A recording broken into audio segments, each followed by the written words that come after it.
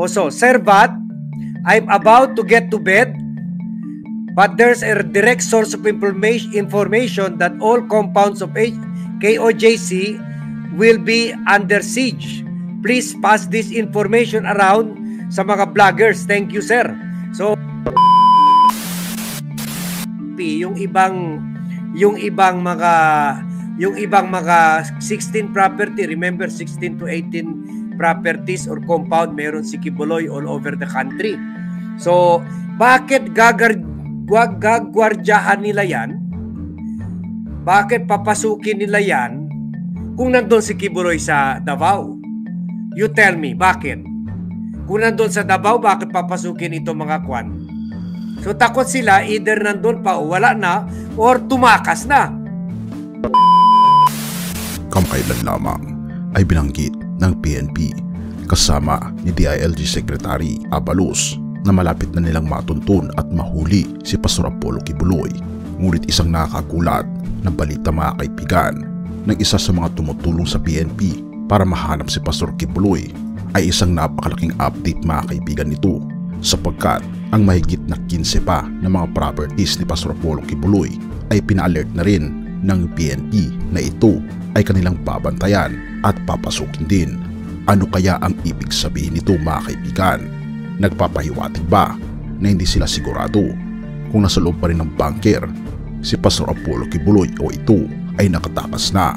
Ipinabatid nito ni Arlene Stone at gusto niyang ipakalat ang video na ito sa pamagitan ng kanyang kaibigan na isang vlogger din na nagngangalang Armand din. Halika, atin itong pakinggan at panoorin mga kaibigan.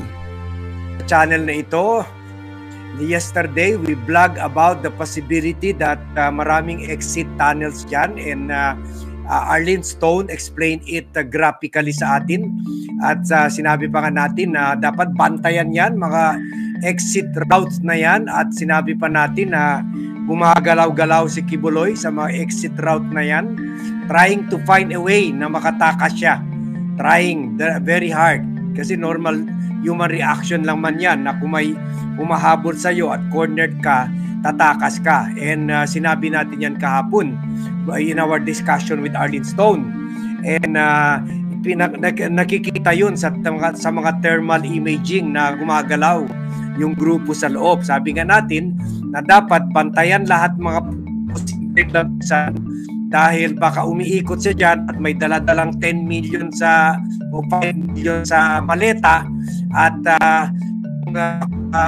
makakita niya ng mga pulis, i-bribe na lang niya, and then tumakas na siya. Sabi natin Arlene Stone, kasi gabi na doon, midnight na doon, at hindi siya makapag-vlog. Siguro kasama niya yung pamilya niya at ayaw niya maguluhan yung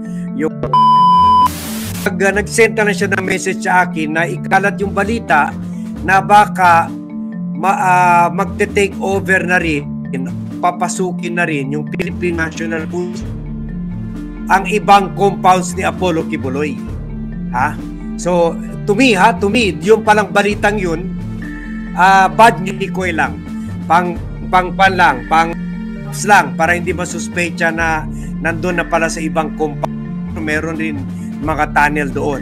So this is a very disturbing news. PNP officials sa press con ngayon na yun nga, meron daw talagang exit tunnel ito si Kibuloy, leading to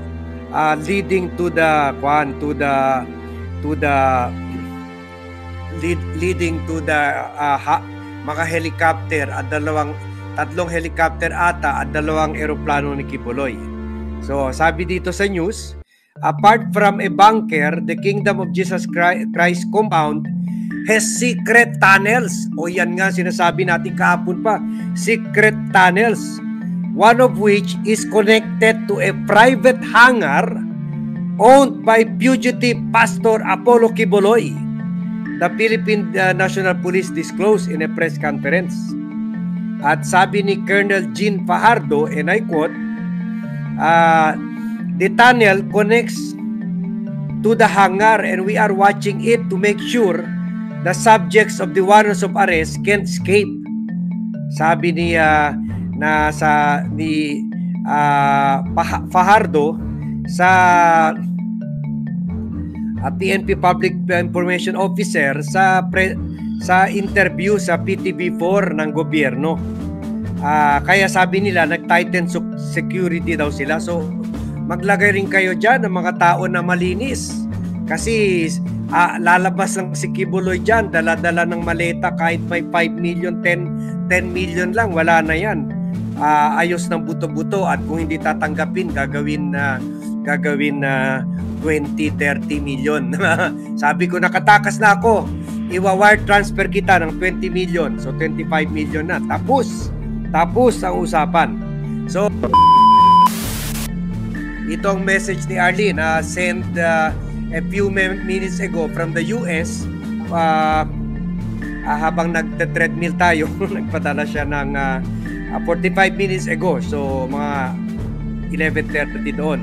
Sir Vat, sabi niya, Sir Vat, I'm about to get to bed, but there's a direct source of information that all compounds of KOJC will be under siege.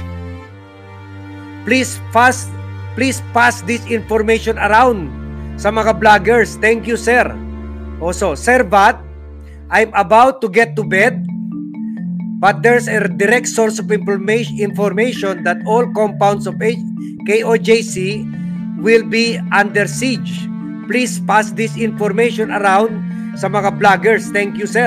So, kayo na bahala dyan. Ipasa nyo ito sa mga either i-like nyo or ipasa nyo ito sa mga mag-anak kaibigan nyo, i-share nyo para maging viral ito at ma-pick up ng ibang vloggers.